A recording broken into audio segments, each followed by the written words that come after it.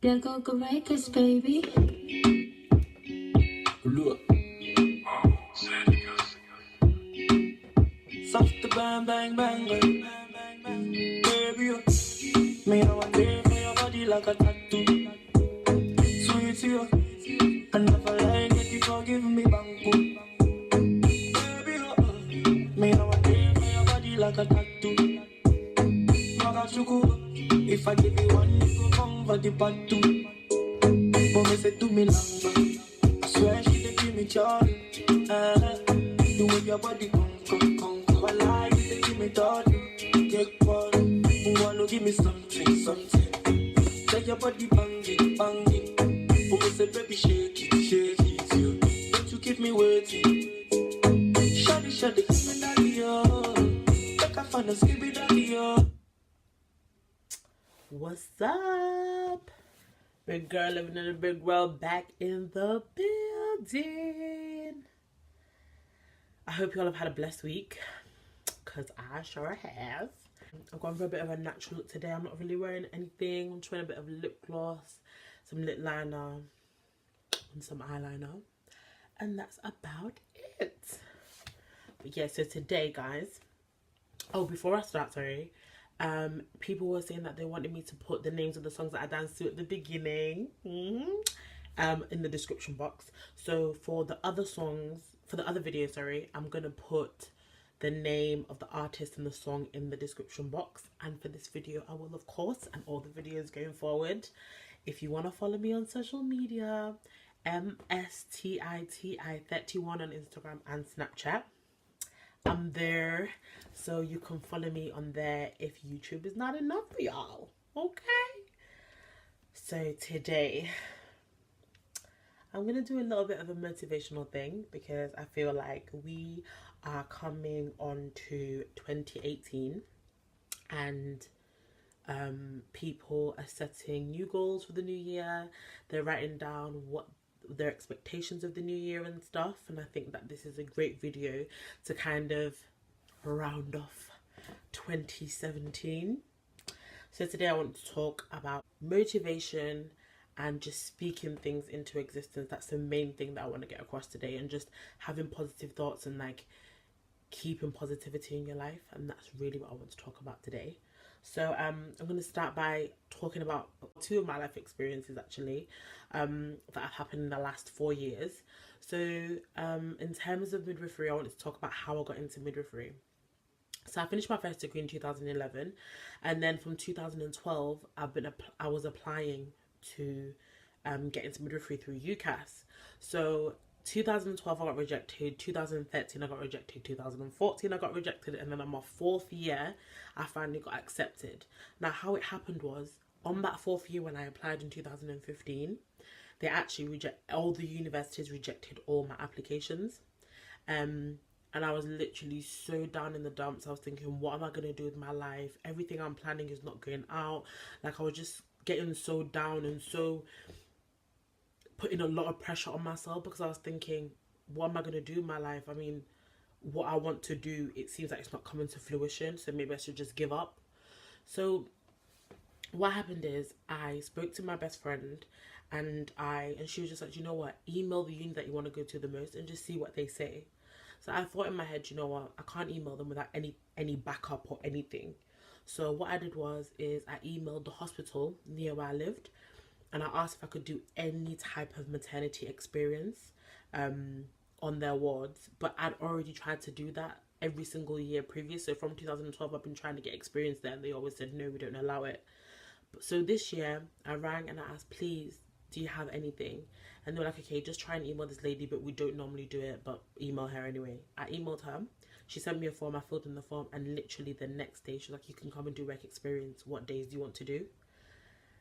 And then I went Monday to Friday. So I just said, every Saturday for 3 months, I'll come in and I'll do my experience. I was just so shocked that year they actually allowed me to do work experience. I was thinking, oh my god, they never allow anybody. And I went in there, I did my work experience for 3 months, and it was great. So when I emailed the uni, when I got that, I emailed them and I said to them, I'm doing work experience on the postnatal ward. I'm so passionate about midwifery. Please, can you just give me the opportunity to at least come in for interview? I was thinking I'm not going to hear anything back. The next day they emailed me and said come in to interview at the end of March. I felt like I got it. I felt like I got into the course. I just felt like that was maybe just a formality. Anyway, there was nothing down on paper, nothing certain. So I waited and waited and waited, and then it got to the beginning of May. I think it was even like the 1st of May, and they emailed me saying the university is asking for more information. So I was like, oh my god, I haven't got it. But then my best friend was like, why would they be asking for more information if like you haven't got in? I emailed them the information, and you know, guys, anybody knows when they replied on UCAS, when you get that something's changed on your application. My heart was beating because all the years before, something's changed on the application meant bad news for me. So I went to go look at my application, and it so happens that I was accepted into the course. I can't even tell you guys how much is one of the happiest days of my life. And I think it happened just because I kept persevering. I could see myself being a midwife. I could see myself at placement. I could see myself in the hospital. I could see myself delivering babies. I could see myself giving maternity care to women. And I was like, how am I going to get there? I just didn't know how I was going to get there. But I knew that I was going to do it. And I know it sounds so weird because I was ready to give up. That was the last year I was trying. And I said to myself, if I don't get in this year, I'm just going to leave it and I'm going to try something else. And I'm just so happy that I didn't give up.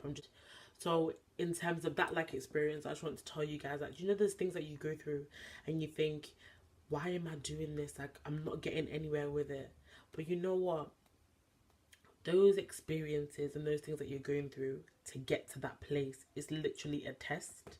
And at the end, you're going to get to the testimony. And those bad things are not there to make you sad or to make you give up. They're there to make you strong, so that when you get what you are working so hard for, you cherish what you've got. You appreciate it so much more than if it was easy to get it. Because good things don't come easy, as I'm sure like everybody's heard that saying, good things don't come easy. And so I just knew from that day, like, I need to be more positive. And, you know, also being content with your life as well. I know it's hard to be content because you're always wanting more. But just in every stage of your life, try and be as content as possible and still push forward. It doesn't mean that just because you're content that you can't push forward, you get what I mean? And everybody knows going out of your comfort zone is when you get the best results. So don't be comfortable. Don't stay in your comfort zone. Don't think, I'm here now, I don't need to do anything. You need to keep going. What happened this year is I failed one module in my second year. So I was forced to take this year out. And then I have to do an assignment and resubmit that. So now I'm on my year out.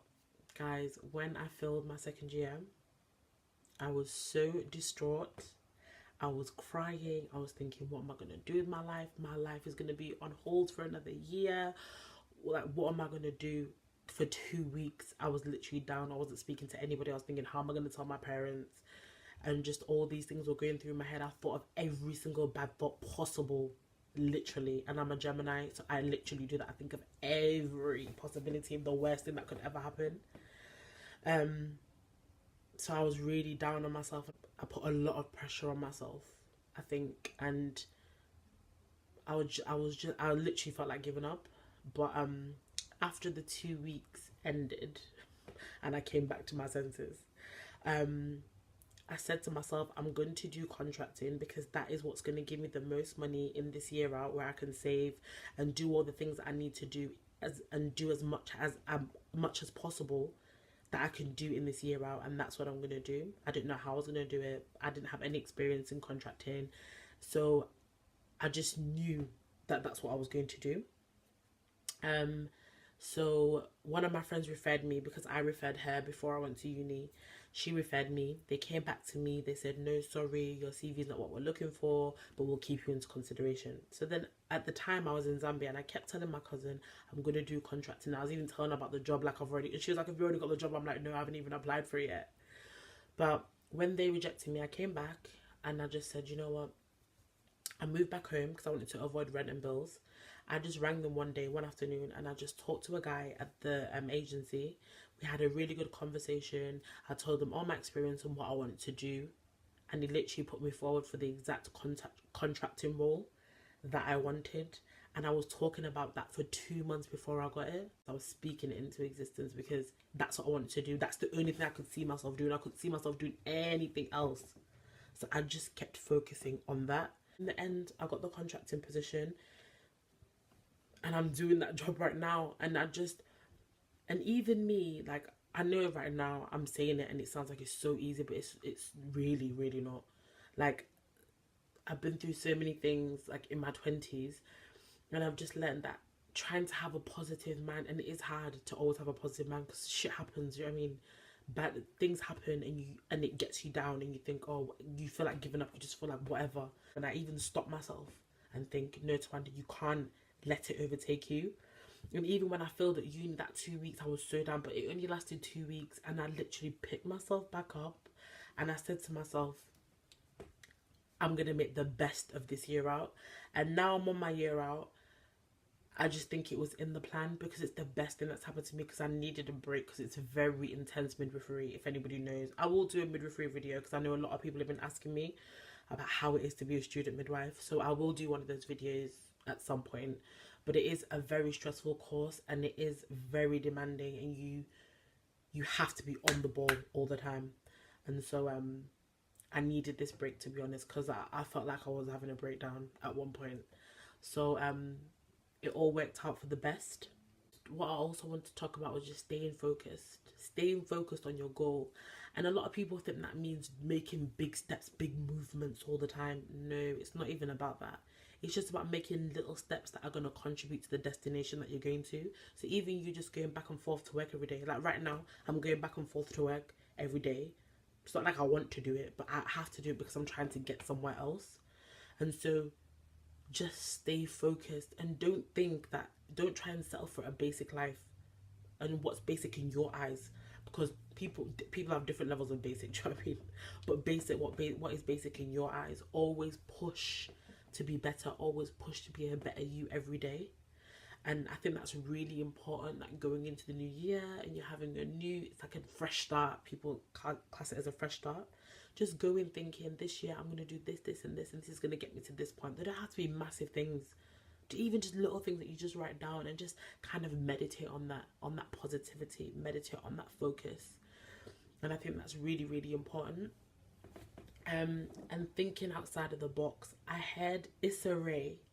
I watched an interview with Issa Rae, and she said something that really spoke to me, spoke to my heart. She said that when people network, they think that they need to network above, but really and truly you should network across, because the people that are across from you, that are on the same level of you, that have kind of been in your generation and been on the same journey as you, they're the people that are going to help you the most. Yes, there is people above me that can also help me, but it's kind of like a mentorship. The people across from me are the ones that are going to be with me on the journey. They're the ones that can help me, and I'm the person that can help them. And that really, really spoke to me. So it's a Rae, girl, your words got me. You don't know who you're going to meet on your journey. Like right now I'm doing my contracts thing. I've met so many new people from so many different backgrounds. You just don't know who you're going to meet on your journey. You don't know how that little branch of your journey is going to change your life. And so I would just say, in every situation, try and find the positive in that, because it's really important. I think it's so important anyway. And dream big. Dream big, because listen, there's no time for people to be dreaming small. Dream big. And my role model, my biggest influence in my life is my dad. And I don't even think he knows how much I look up to him and how much of a role model he is to me. But I aspire to be like my dad. I aspire to have that level of peace, to be rich in finances, to be rich in family, to be rich in love, to be rich in your soul. I aspire to be that level. I aspire to be as kind-hearted as he is. I aspire to be as ambitious as he is. He is literally the most influential person I know in my whole life. And I'm very, very, very blessed to have a father like that. And if I meet a guy that's even just half of the man that he is, then I will be extremely, extremely blessed. And I just think it's so important to have a role model. Some people have role models that are singers. Some people have role models that are famous, their parents or their aunties or their uncles, sisters, brothers, whatever. It's important to have a role model because, do you know, it's like you look up to that person, you aspire to be that person, you look at their movies and you think, how can I improve in my life? And I think that's what I do with my dad. So yeah, I really love my dad, and he literally is my inspiration to do better, to try and be the best that I can be. Although I do fall short sometimes, although sometimes I feel like I'm a disappointment and sometimes I feel like I'm not worthy. And I think everybody has those feelings, but it's important to have those feelings and also overcome those feelings and continue on in life. The last thing I wanted to talk about was announcing your movements. Like, everybody feels the need to announce what they're doing, especially with this social media life. They feel the need to announce everything. Just move in silence, move quietly. Because let me give you an example of what announcing does. If I say to my friends now, or if I say to anybody, oh, I'm going to lose weight, they're going to be like, oh, please, Wanda, oh, you're losing weight again. What's the next diet? And even though they don't mean to, and even though they're joking, subconsciously, they're putting negative energy into my positive thoughts. And it just happens. Then you think, oh, do you know what? I just can't do it. I can't be bothered. And it happens subconsciously, and some people don't even notice it. But sometimes when you move quietly and you do things and it happens, and then afterwards you tell someone, sometimes it's an inspiration to that person. You tell them about your journey and what happened, and it gives you the opportunity to go through what you've done and reflect on your journey. And I think that's really, really important as well. It's not everything that you have to announce, and if you have to tell someone, tell people that you know, love and care about you, like your closest friends, your family. You know that they love and care about you, and they're going to support you in your journey. So that's so, so important as well. But my overall message today, honestly, guys, is just stay motivated, stay focused, stay looking forward, don't look back, because whatever's happened in the past is already gone. All you can do is look forward. Be open to things, be open to opportunities, be open to talking to people, be open to life, because you just never know. You never know where it's going to take you. And just be kind. And you know, like, there's people in this world that are just not going to like you just because they're not going to like you, and that's just how it is. Don't worry about those people. Life will go on. And also, I wanted to mention as well was just that you need to have good friends. Like good friends that are positive, and that, you know, you have healthy competition with, like, your friends doing good, and like your friends pulling you along, she's pulling your arm along, and she's like, come on, we can both do this, like, you can do your thing, I can do my thing. That's so important. And even if you just have that one friend, like I have that one friend that, if anything, even if I was dying today, if anything, I know that I can ring her, she's on the other side of the phone, and she'll never judge me. And I'm the same for her. I'm always here on the other side of the phone, and I'll never judge her. I'll always help her in her journey. And I think it's really important to have that one friend. She knows who she is. But yeah, it's so, so important. And also just stay away from negativity. Try and stay away from negativity. Try and not put yourself in negative spaces with negative people and negative surroundings, because it does rub off on you as much as you think it doesn't. It does. And one of my main sayings is, try and only participate in things that contribute to your happiness. Because at the end of the day, no one wants to be unhappy. Love yourself. Put yourself first in things. And people think not putting themselves first means they're a good person and they're helping everyone, and so they never put themselves first. No, put yourself first, because when your cup is full and overflowing, you can help someone so much more than if your cup is half full and you're broken. Honestly. So that was my message today, guys. I just want to say thank you so much to everybody that's liking, subscribing, sharing my videos and commenting. I thank you so much. And I know I literally say this on every video, but I am very, very humbled. And I thank you guys so much. I'm loving this YouTube thing, and I'm loving this journey. And so I hope you guys enjoyed this video. I've had some issues uploading every Friday now because I go to work. So if I don't upload Friday, I'll definitely upload Saturday, guys. So enjoy your week, have a blessed week, stay motivated, stay focused, and I will see you guys next week. Bye.